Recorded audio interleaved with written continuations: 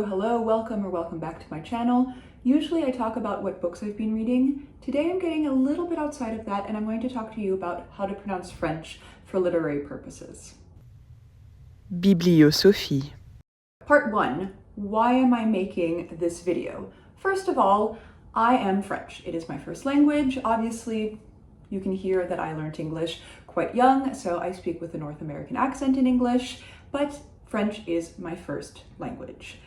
As a result, I regularly have people asking me how to pronounce certain French things, and especially in these parts, French names, because French, you may have noticed, is not written phonetically, and there are some things to know. Second of all, I am an opera singer, so not only do I use French just in my daily life, I use it as part of my job. I teach French and I also teach French diction. I coach people's pronunciation in classical music. The purpose of this video is not to get you to speak perfect French or to pronounce perfect French. If I were coaching you on an opera or an art song, I would be a lot more pernickety, but the purpose of my pronouncing certain names is not so that you can copy it exactly, it's rather to give you a guideline. I get grumpy about people not looking up how to pronounce people's names. I get really grumpy when people look at a certain series of letters and then say, I'm not going to pronounce it, I don't know how to pronounce it. However, I do not expect people to pronounce phonemes that they don't know how to pronounce. I'll talk a little bit about how to get certain sounds potentially, but if you have never said an U, if you are not comfortable saying R, you don't have to. I am not grumpy about people pronouncing, for instance, French names poorly or imperfectly. I am grumpy about people who do not make an attempt to have kind of vaguely a sound that matches what they are able to do with the phonemes that they know from their home language or languages. So yes, I'm going to break down how to pronounce things, and I will pronounce them with my accent. However, I'm going to make an attempt also to find a kind of English-ish way to pronounce certain names so that if you are watching this as an English speaker, I'm catering this to English speakers predominantly. These are predominantly the people who watch my channel, and I'm saying it in English after all. I want to give you some options so that you don't have to say things perfectly, but you can say things in an understandable way. So a good example of this is Victor Hugo. Victor Hugo. If you say Victor Hugo in English, I think that that's extremely valid. I understand to whom you're referring, and you're using the sounds that you know from the English language. I don't say it like this when I'm speaking in French. Si je parle français, bien sûr, je parle de Victor Hugo. Je vais pas dire Victor Hugo. But I can understand you if you say Victor Hugo. So my breakdown of pronunciation is mostly so that you are understandable and not so that you can trick people into thinking that you are a native French speaker.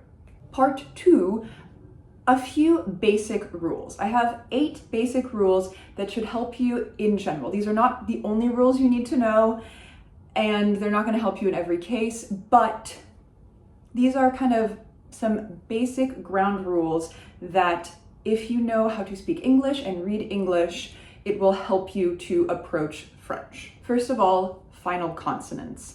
I think this is one of the scariest things for particularly English speakers who just do not know what they should pronounce in French. French is notorious for having all of these letters that are not pronounced how they should be pronounced from the perspective of many other languages, and especially final consonants.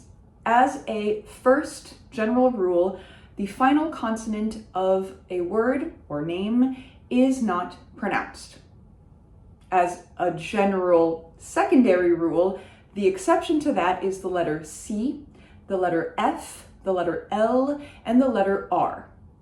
If you have a word that ends in a C, For instance, le mec, guy, M-E-C, you will pronounce that final C. But, for instance, the word petit, which if you know English, you probably know, that final T is not going to be pronounced. Third part of that rule is the E muet, the silent E. If I add an E to petit, it becomes the feminine version of petit, little, and it becomes petite. So that final E breathes life into the consonant before it. Second general rule, vowel clusters. There are a lot of vowels in French, and there are a lot of vowels in groupings of 2 or 3 that are not necessarily pronounced the way that it would seem obvious from an Anglophone perspective, especially because in English, typically, if you see 2 vowels in a row, you pronounce them as a diphthong. You pronounce them as 2 different vowel sounds together. So for instance, the word out, O-U-T, I say out, right? However, O-U in French is the sound OU, and it's just one sound. Some not very obvious vowel clusters that can help you already have kind of a basic approach to pronouncing something is to know that AI is E, that AU and EAU is O, that OI is WA, and that OU is U. This is not the full list of vowel doubles or triples, but these are the ones that I think are very common, of course, and also just kind of not very obvious if you are an English speaker. Number 3, accents. There are a lot of accents in French. They are not stresses. Accents change the vowel quality. They do not change the word stress. We'll talk about that in a second. What they do is turn, for instance, an E into an I or an E. Number 4, there is no inherent tonic stress in French. What does that actually mean? English, if I pronounce the same word with different tonic stress, with different emphasis on different syllables, it can be either a different word or just kind of gobbledygook, right? In French, there is no inherent important stress, which is kind of unusual actually. We tend to go towards the end of a word or the end of a sentence, but there isn't actually a rigid stress. So for instance, the word correspondence, correspondance, same word basically in both languages. If I say correspondence, you might understand it, you probably, actually, I don't know. Do you understand it? In any case, it sounds really wrong. I will tend to say correspondance to the end of the word. However, if I say, because I'm emphasizing something for dramatic effect, c'est une correspondance, that's fine. There is no actual obliged stress on the danse of correspondance. That's all well and good. You're going to be speaking English. Why do I bring this up? It matters a lot because in English, every unstressed vowel kind of turns into this generalized mush of unstressed vowel. What do I mean by that? Correspondence, if I say correspondence, it kind of doesn't matter too much what the vowel character of the unstressed core is. I'm shaping it vaguely like an O, but if I say, now I'm wondering what the stress of correspondence is. Okay, if I say correspond, if the spawn is a recognizable vowel, everything around it has a lot of leeway. Whereas in French, correspondance, every vowel must be accurate. And that's it. In a way, it's kind of easy because it's just like a little string of pearls that I put together. And in another way, it's hard. So when you are an English speaker and you're used to every kind of unimportant syllable just being thrown away as a generalized kind of it can be hard to say the correct sounds in French, because it is not in your nature to put the attention to vowels in these so-called unimportant syllables. Every syllable is kind of equally important in French. Nasal vowels. Nasal vowels are vowels. What are they? They are one or more vowel followed by an N or an M. These are not like on, on. In fact, I consider that to be one sound, not n, but rather one sound, and that one sound is and it is a vowel. I do not pronounce the consonant N. Similarly, if it's om, I do not pronounce I pronounce exactly the same way. So on and om are exactly the same, and they are Depending on your accent, you will think that there are either 3 or 4 different nasal vowels. This is if you are a French speaker from France, I should specify. There are other accents from different parts of the world that also speak French, but I'm speaking only about the French spoken by people from France. Other dialects, other accents exist, of course, in Francophonia, and they are also very valid. They are just not my original accent. I come from Paris, and so I think that there are only 3 nasal vowels. Officially, there are 4 different ones. For me, the nasal vowels are on, and un. If you think there are 4, you say on, un, and un. There are 2, but I just make the last 2 the same thing, un. How do you make that? Think of it as a vowel base onto which you are adding just nasalizing, as if you had a cold and you were pronouncing a vowel. So on is really just o, but with some nose involved. O, on. En is just a tall a sound, but again with some nose involved. En. And un is just e, but with some nose involved. E, un. I don't change my shape, and I certainly don't say n or m afterwards. 6, a couple of consonant sounds that you'll see very often and that aren't obvious. GU is a hard g, it is not gua, so it is not langue, it is just langue. And QU is just a k, it is not ever a qua, so it's not qui, it is just ki. 7, another one of these that is absolutely not obvious is IL. IL is not an L, it is y in most cases.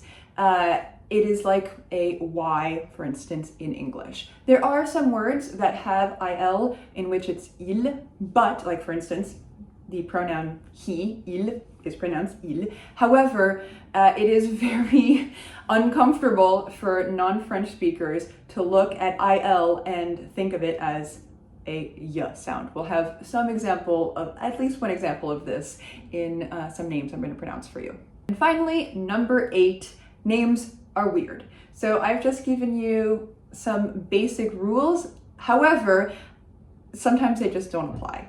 There are exceptions in French in general, but there are exceptions a lot in proper nouns in names. A lot of names do not act the way that they should. So keep that in mind. We will have at least 1 or 2 examples of this. Part 3, getting to the good stuff. I asked you what French or Francophone names you have a hard time pronouncing, and I'm now going to pronounce them for you. I'll try also to give you some versions that are kind of Englishified. We'll see how well I do. First up is Stendhal. It is not Stendhal, it is Stendhal. Or sometimes some people say Stendhal. I say Sten, so that is the nasal un plus dal. There is no H in French. There is no h. We just remove it completely from the word, just cross it out in your mind. I could have put that in the list of basic rules, but I didn't think of it, so I'm telling you now. This is a good illustration, however, of that final L that we do, as a general rule, pronounce. Honoré de Balzac. Or if you are saying it in a less French way, I would say probably Honoré de Balzac. Balzac is perfectly fine, as far as I'm concerned, in English. This illustrates the final C that we typically pronounce. It also illustrates something worth knowing. If you have a de separated from the other part of the last name with a space, when we speak about the person, we don't say, oh, and de Balzac did whatever. We say just Balzac did, blah, blah, blah, blah, blah.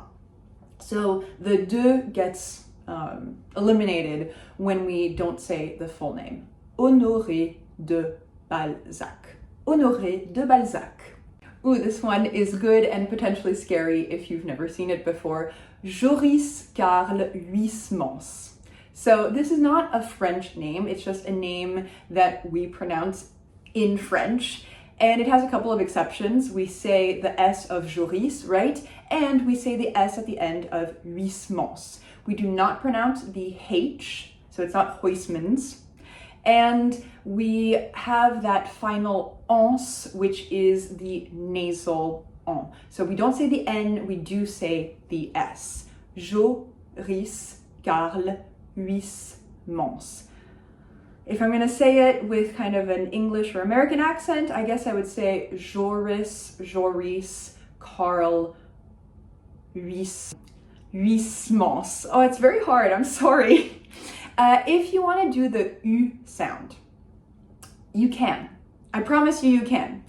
It is your lips in an U position, like ooh la la, and your tongue as if to say E. So, eat me. I don't know. I don't love that.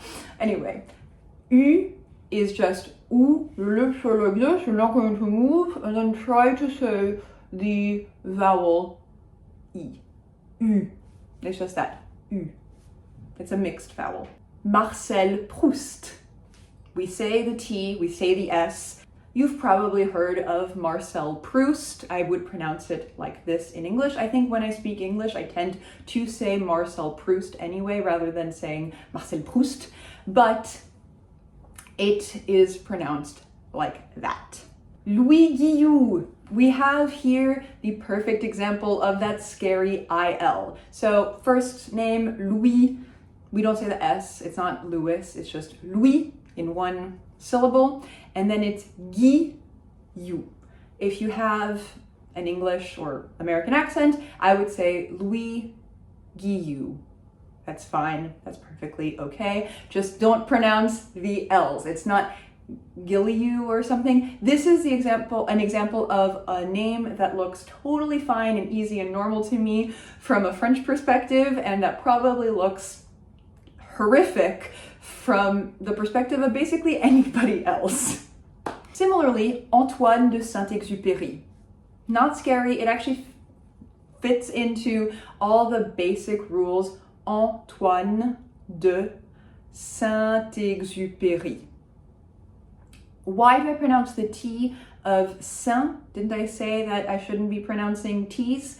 Yes, however, I'm pronouncing it because it's followed by a vowel of Exupéry. So it becomes Saint-Exupéry. That's why. Antoine, if you say Antoine, you'll be understood, but technically it should be the nasal Antoine. Why is the OIN not nasal, whereas the AN was? It's the E at the end. So en is a nasal, however, toine, I say that N because it has an E that comes after it. If you can't say the U, if you can't say the R, Antoine de Saint-Exupéry is, I think, perfectly lovely. Other French speakers, leave some comments, tell me what you do if you are pronouncing certain names in English. It's kind of hard to decide.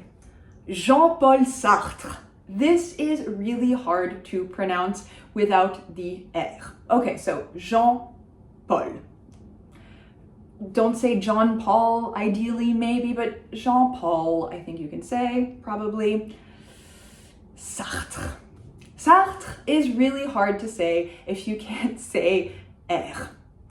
Sartre is hard to say. That is an example of a name that even if I'm speaking in English, I'll just say Sartre because it rolls off the tongue way easier than Sartre. A lot of people say Sartre or Sartre or something like this. I don't know what to tell you. I think it's fine. He's also a very recognizable name. There's only so much you can do. If you can do the uvular R, go for it. Sartre. You can introduce a tiny shadow vowel of in between the R and the T, so you kind of very quickly say Sartre, but kind of crunch it together so it's Sartre. That can kind of help. That can, if you want to practice. But you know, if you got to keep it as Sartre, I, for one, forgive you. Marguerite Duras. Yes, you say the S at the end. This goes against basic diction rules. If you did some French before in your life, you learned that we do not say the S at the end of a word. We do not say, for instance, Dumas. It is Dumas, Alexandre Dumas. But Duras is an exception. Sorry. So Marguerite, and Duras, if you want to say it with an Anglophone accent. Ursule Molinaro, Ursule Molinaro, Ursule Molinaro, Ursule Molinaro, something like that. Benoîte Groult. So we talked about Proust and the fact that we're pronouncing the T at the end of that name. However, Groult, we're not. It's just Groult. So Benoîte, we do say the T at the end of Benoîte because there is an E. It makes it a feminine name as opposed to the masculine Benoît. But then we do not say the T at the end of Groult, or in an English accent, Groult. Hélène Cixous. This one, again, doesn't do anything weird in terms of rules. It just looks off-putting.